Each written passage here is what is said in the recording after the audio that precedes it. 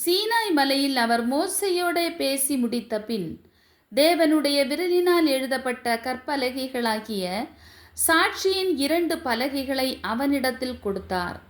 மோசே மலையிலிருந்து இறங்கி வர தாமதிக்கிறதை ஜனங்கள் கண்டபோது அவர்கள் ஆரோனிடத்தில் கூட்டங்கூடி அவனை நோக்கி, எகிப்து தேசத்திலிருந்து எங்களை அழைத்து கொண்டு வந்த அந்த மோசேக்கு என்ன சம்பவித்ததோ அறியோம். ஆதலால் நீர் எழுந்து எங்களுக்கு முன் செல்லும் தெய்வங்களை எங்களுக்காக உண்டு பண்ணும் என்றார்கள்.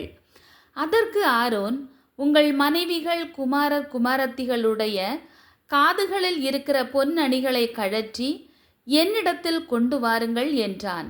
ஜனங்கள் எல்லாரும் தங்கள் காதுகளில் இருந்த பொன்னணிகளை கழற்றி ஆரோனிடத்தில் கொண்டு வந்தார்கள். அவர்கள் கையிலிருந்து அவன் அந்த பொன்னை வாங்கி சிற்பக் கருவியினால் கரு பிடித்து ஒரு கன்றுக்குட்டியை வார்ப்பித்தான்.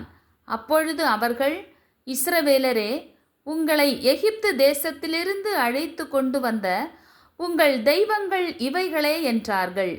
ஆரோன் அதை பார்த்து அதற்கு முன்பாக ஒரு பலிபீடத்தை கட்டி, நாளைக்கு கர்த்தருக்கு பண்டிகை என்று கூறினான்.